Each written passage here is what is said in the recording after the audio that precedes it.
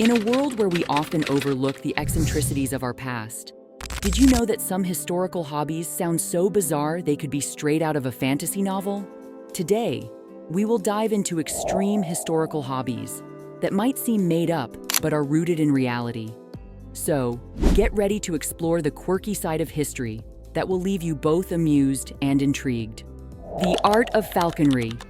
With that in mind, let's begin with one of the oldest forms of hunting, which has been practiced for half a millennium: falconry. This hobby entails the use of birds of prey to hunt small game animals and birds. The bond that exists between the falconer and the bird is one based on understanding between the two, and that takes a lot of work. Organized falconry was a sport of the royals.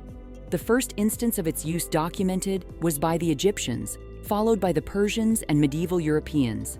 Still, falconry endures to the present time, and there are people in the world who practice it. There is an international falconry festival that takes place in Abu Dhabi every year, with the participation of thousands of people who want to see the charm of this art. But to many people, this is worth spending the money on, as they get the thrill of training a large bird and seeing it fly through the skies. Historical reenactment. Following this is a historical dramatization, where people dressed up as characters from history reenact events that they believe occurred in the past. This hobby can range from doing Civil War reenactments to going to medieval fairs. People spend hours and hours preparing for the particular period they would like to represent as accurately as possible. A major event is the reenactment of the Battle of Gettysburg. It is conducted with great vigor every year and attracts thousands of people. The uniforms of reenactors are as functional as they are real and could cost anywhere from $300 to $1,500, depending on the quality and detail of the sewing. Extreme ironing. Now, let's talk about something that might sound utterly ridiculous: extreme ironing. This quirky hobby combines the mundane task of ironing clothes with extreme sports. Indeed, this is true in every word that you read here. Extreme ironing is a cult. Enthusiasts carry their ironing boards to the most remote and daring locations, like the mountaintop, underwater, while skydiving, etc. It began in the late 1990s in the United Kingdom and has been adjudged to be a sport with cult popularity. Thus, people share their experiences on social networks, and even the process of ironing looks fascinating somewhere in the mountains.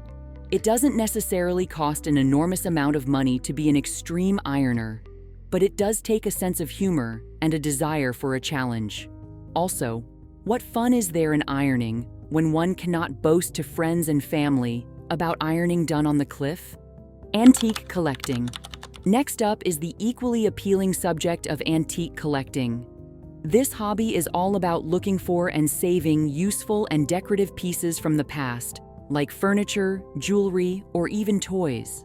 Buyers, for their part, go to auctions, estate sales, and flea markets for the specific purpose of identifying interesting artifacts. The allure of antique collecting is the excitement of finding a particular physical object, a particular item of antique furniture, an antique clock, and having it in one's possession. Some collectors have collections about time, like being interested in the Victorian or Art Deco periods. Other people may collect things concerning their family. The prices for antiques can be high, ranging from thousands of dollars for some pieces that go to auction.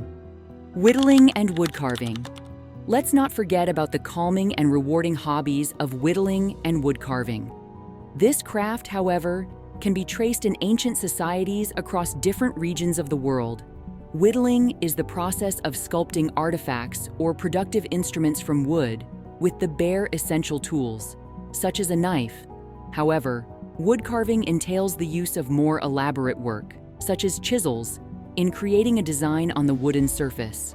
For many, it is comforting, and they can escape in this hobby by having to deal with nature and producing something lovely in return.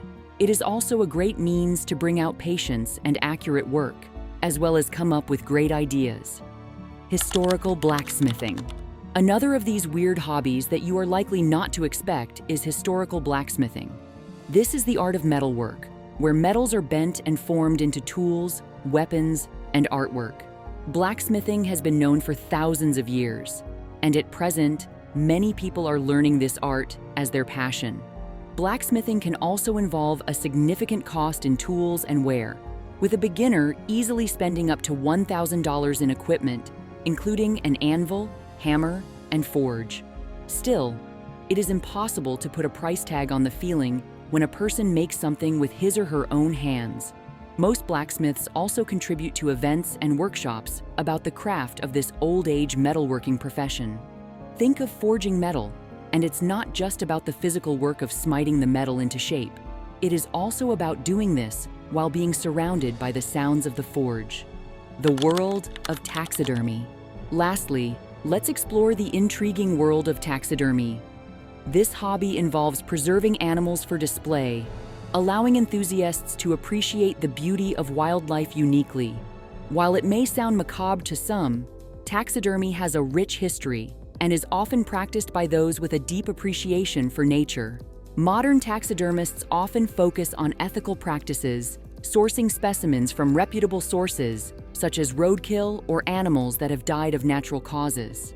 The cost of getting started in taxidermy can vary widely, with basic kits available for around $200, while more advanced tools and materials can push the total investment to over $1,000. Taxidermy requires patience, skill, and a keen eye for detail. From falconry to taxidermy, each hobby offers a unique glimpse into history and allows us to connect with our ancestors in unexpected ways. So, which hobby piqued your interest the most? Would you dare to try extreme ironing, or perhaps take up blacksmithing? Let us know in the comments below. Remember, history is not just about the dates and events. It's about the stories and passions that shaped our world. Thanks for watching.